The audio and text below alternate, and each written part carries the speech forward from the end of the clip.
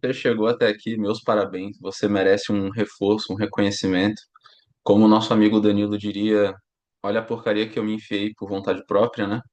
Então, poxa, isso demonstra aí um forte compromisso com valores e ações compromissadas. Então, eu queria aí te dar esse reconhecimento. Muito bom. E sabe qual vai ser o seu prêmio? Essa aula aqui, linha de base múltipla. Vou compartilhar os slides. Bom, então é isso. Bem-vindo à aula de linha de base múltipla, aplicações, variações e armadilhas. Isso aqui é o suprassumo da análise do comportamento. É de longe o delineamento mais atraente que existe. É poesia, é cultura, é arte. Então vem comigo e vamos lá. Bom, fazendo uma conexão com a aula anterior, a linha de base múltipla, ela é composta como se fosse por vários ABs replicados entre diferentes dimensões. Pode ser entre sujeitos, ambientes, comportamentos ou até momentos, certo? A gente viu que o problema do AB ali é que ele tem um controle experimental muito fraco, porque os resultados podem ser explicados por outros fatores e não só pela VI. Então, uma maneira de mudar isso, né, de fortalecer esse delineamento é o de reversão, o AB-AB. É você fazendo uma replicação intra-sujeito. Agora, com a linha de base múltipla, a gente também vai fazer replicações, mas de uma outra maneira. Então, o que que é a linha de base múltipla?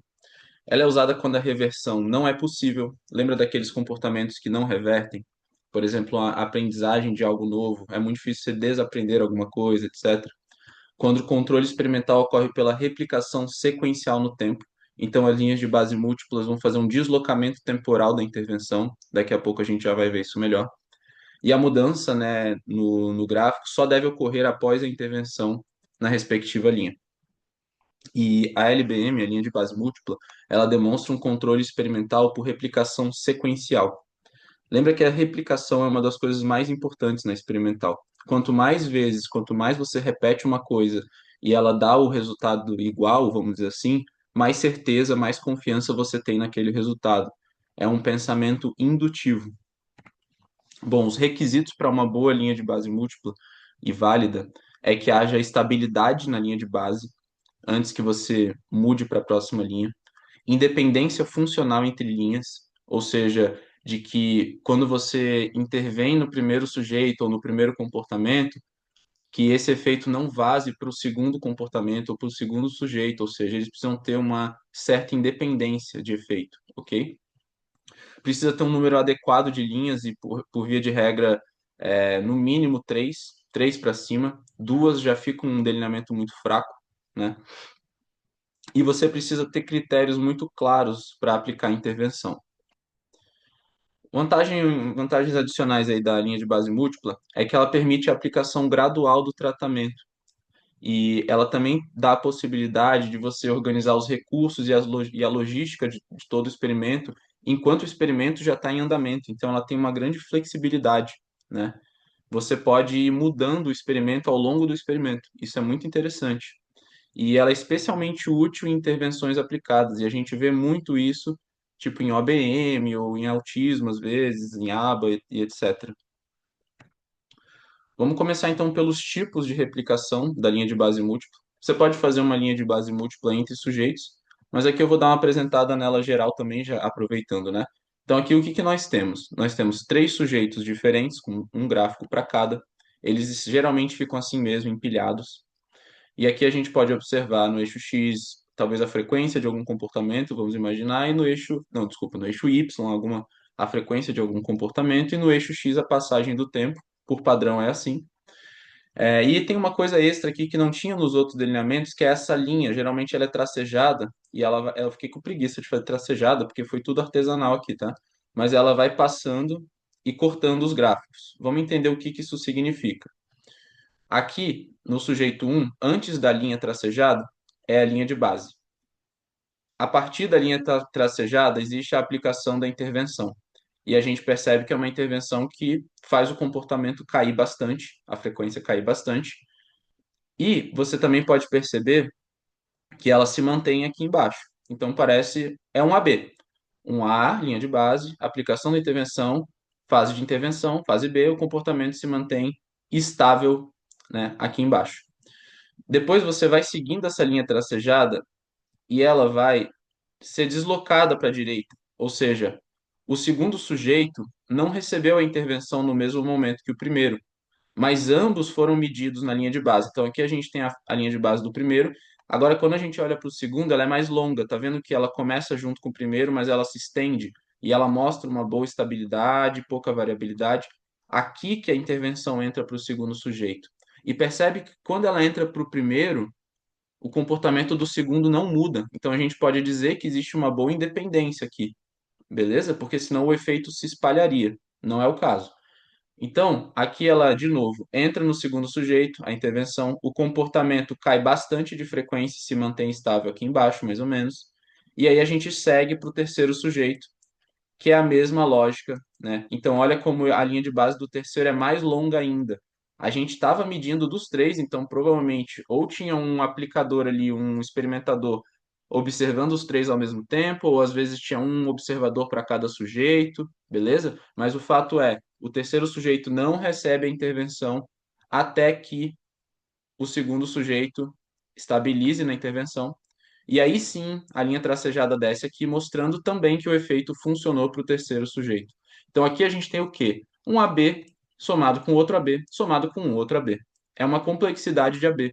Por isso que eu acho ela tão linda. O que que acontece, né? Aqui a gente tem um controle experimental muito forte, porque a gente pode olhar e dizer, olha, a intervenção funcionou para o primeiro, o segundo não mudou. Ou seja, já começa a excluir aí fatores como história, maturação ou outras variáveis estranhas.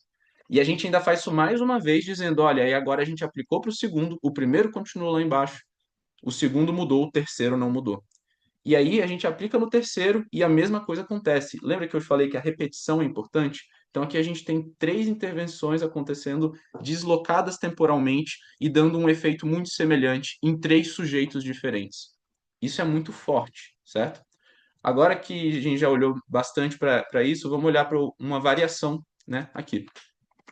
A gente pode fazer uma linha de base múltipla entre ambientes. Então aqui é o mesmo sujeito, vamos falar que é o sujeito um, só que a gente vai fazer uma intervenção aqui no primeiro gráfico, na cozinha. Então a gente vai intervir só nesse ambiente, fica restrito, né?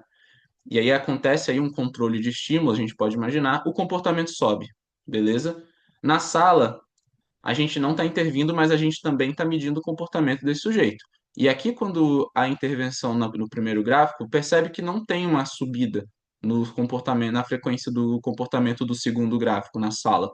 Então a gente já vê, pô, tem uma certa independência. Ele dá uma caidinha aqui, né? Isso aqui pode ser um pouco suspeito, mas também não é, pelo menos, no mesmo sentido, na mesma direção da subida aqui, pelo menos. Beleza, e a gente tem a mesma coisa, a mesma lógica. A intervenção é deslocada temporalmente, só que agora é entre ambientes. Aí entra a intervenção no segundo sujeito, no segundo ambiente, e aí o comportamento sobe também. E aí no quarto, não é no quarto ambiente, é no quarto. Também existe um deslocamento temporal, a intervenção entra só aqui, e aí o comportamento também sobe. Então a gente vê que existe uma independência entre ambientes. O comportamento ele está mais restrito a cada ambiente, existe um controle de estímulo, a gente pode imaginar aí, né? Ele é mais delimitado. Outra variação entre comportamentos. Então, vamos dizer, é o mesmo sujeito, só que agora a gente vai, por exemplo, só reforçar. Vamos imaginar que, que a intervenção é apresentar reforço. Aí a gente vai reforçar só prestar atenção primeiro, medindo os outros comportamentos, fazendo linha de base, mesma lógica. E aí sobe o comportamento de prestar atenção, não sobe os outros. A gente desloca temporalmente, espera o comportamento de prestar atenção estabilizar. E aí a gente intervém no de cooperação. A gente reforça respostas de cooperação do organismo. E aí elas também sobem de frequência e se mantêm estáveis. Aqui mesma lógica, fase A, fase B, né? Linha de base, intervenção. E aí, novamente, um deslocamento e o mesmo efeito. A força é muito grande. Então, aqui a gente vai dar uma olhadinha, né, de contexto, quando usar cada variação da linha de base, porque além dessas clássicas, também tem a entre momentos diferentes, que não é tão comum, pelo que eu vi, mas também você pode reforçar só de manhã, só de tarde, só de noite, faria três gráficos, por exemplo. Mas agora tem variações além dessas, que são assim: existe a atrasada, que é quando novos sujeitos ou contextos surgem após o início do experimento, por exemplo, você pode usar a atrasada, a gente já vai olhar o gráfico dela. A não concorrente, que dentre o que eu vi ali, dentre elas é a mais fraca em controle experimental, ela só é utilizada quando realmente não é viável fazer os outros tipos. Então, quando a coleta simultânea de linha de base não é viável, porque você não tem dinheiro, não tem recurso, não tem pessoas, beleza? E existe a probe, ou provas múltiplas, que é quando a coleta contínua da linha de base não é necessária, não é possível. Ela também é um pouco mais fraca que as outras, mas ainda dá para fazer. É melhor do que não fazer, é melhor do que um AB, é melhor do que muita coisa que a gente vê, né? No sentido de controle experimental. Vamos lá. Então aqui a gente tem um exemplo de linha de base múltipla atrasada. Percebe que está faltando um pedaço da linha de base do sujeito 2 e do sujeito 3, um pedaço ainda maior. O que que aconteceu? O sujeito 1 foi medido. Aqui tem tendência, a gente já olhou isso, já tem que bater o olho e perceber que tem algo estranho, mas enfim, não é o foco aqui. Mas você percebe que aqui existe a linha de base, aqui não, no segundo.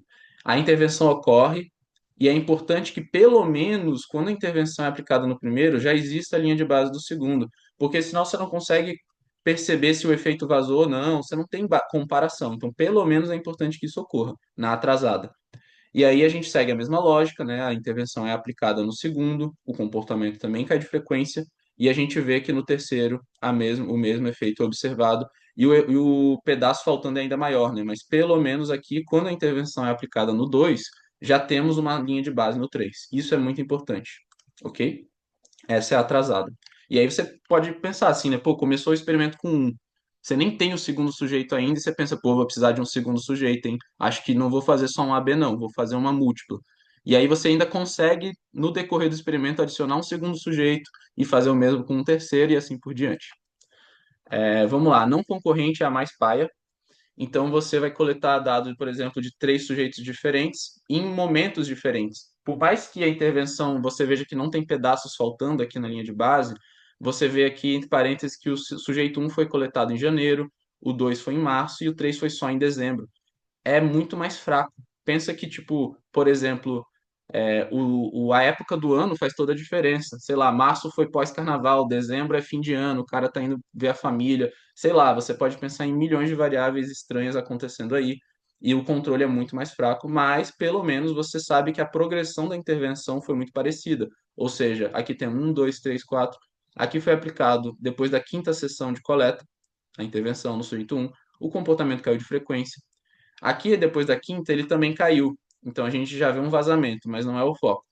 De qualquer maneira, a gente percebe que o tratamento ele realmente vai fazer cair de fato no segundo sujeito só a partir de quando ele é aplicado. Então é o ponto positivo para esse gráfico.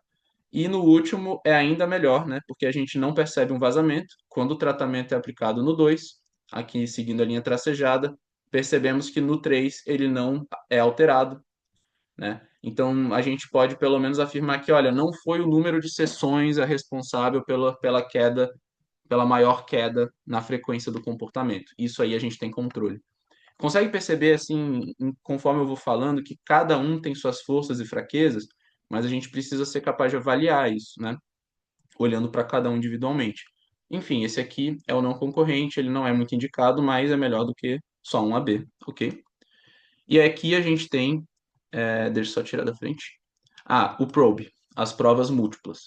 Percebe que ele é um pouco parecido com o atrasado, só que aqui nesse X a gente tem observações pontuais de linha de base. A gente não tem uma linha contínua, mas pelo menos o sujeito um foi observado aqui uma vez, depois, logo antes da intervenção, ele foi observado mais uma vez, e o comportamento estava numa frequência ali de 70, mais ou menos. A intervenção é aplicada, ele cai lá para 20 e pouco, 30. É muito uma magnitude legal.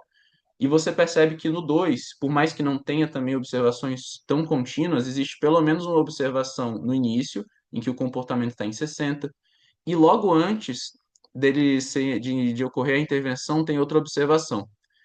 Esse probe aqui que eu fiz de exemplo, ele está bem ruim, porque o ideal é que tenha uma observação no sujeito 2 logo antes da intervenção no sujeito um. Por quê? Porque aí a gente tem uma base de comparação, como eu falei. Aqui não tem, então isso aqui já é uma falha bem, bem grave desse delineamento. Mas se a gente for olhar do 2 para o 3, isso ocorre.